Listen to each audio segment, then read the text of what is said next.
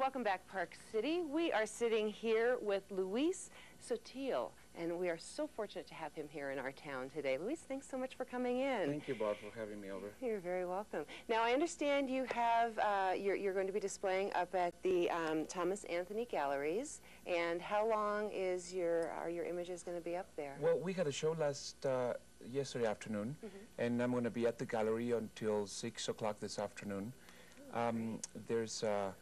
The work is on display year-round. Oh, okay. This is actually one of the main galleries that I have my work with the largest amount of original pieces that we do.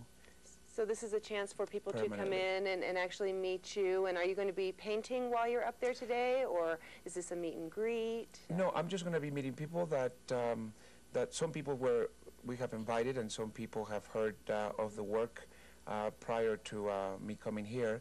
So I'm going to be introducing naturalismo to some folks that have never seen it before. And now, say that again. Naturalismo. Naturalismo. What does that mean? It's in Spanish. Okay. And so what does it mean? Naturalismo is the idea of representing the beauty of Mother Nature with some of the interactive elements that beauty itself has, including the iridescency of the colors, the vibrancy of the colors. And that's why the first element in the technique is the use of only natural pigments.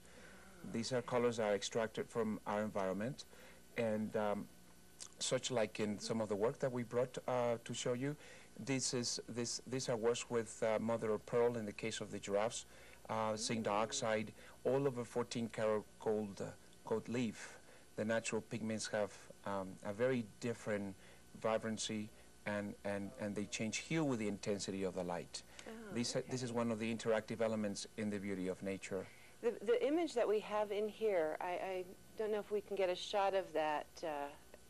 Can we get a shot of that? It is absolutely gorgeous, and it has it's so welcoming. I mean, I look at this picture and it seems so embracing to me, you know, because it's not, you know, when you look at some images and the colors, or if they're too vibrant, sometimes it takes your eye a while to adjust to it, but this is just so warm. Well, Barb, it's something that is so important as the beauty of nature, and something I believe we've neglected and we just kind of take for granted. It's something so natural for us to be in touch with, and so important for us to be taking it more seriously, because I think nature itself has the capacity of renew ourselves. There are different human emotions in different elements of nature, and if we allow ourselves to expose to all that beauty, we would reach within, and we will get to find some of our own nature ourselves. And part of what I do is bring that to an art form, and then share it with you. No, we're so fortunate to have you share this with us. Thank now, you. At least you've been on tour, I understand. You've been in Aspen and Florida, and now you're here in Park City. Right. The winters are probably the busiest time for me, because I show mainly in resorts around the United States. The tour we did, I just started in Orlando, Florida, and then Aspen, then here. Then we go back to Palm Beach and some of the southern tip of Florida again. So it's a busy time of year for me, but it's important because I like to try to make a difference, and try to emphasize on the importance of the beauty of nature, and to celebrate it with as many people as possible. Well, this image, now what is this image called that we're looking at now? This is a series of endangered flowers. It's a grouping that I photographed at the Kew Botanical Gardens in London, and so I got this is one of three, and this is the purple orchid.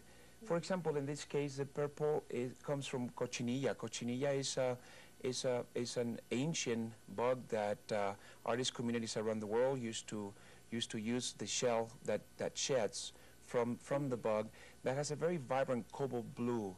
The range of hues is from cobalt blue to deep purple.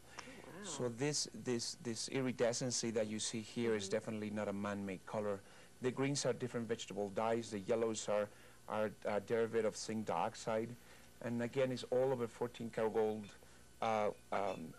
leaf. So with the purpose of when light hits the pigments, light will bounce back because it's reflecting on the background of the gold. It's absolutely gorgeous. I mean, it's just such a you. wonderful, wonderful image. I Thank really you, Barb. enjoyed that. If you like it, I hope more people do too. Well, you know, I take that home and put it in my house any day. Very good. Hopefully other people will, you know, come by and... Very good. Well, we're at Thomas Anthony Gallery next to the Egyptian Theater. And we'll love to have you if you take the time later on.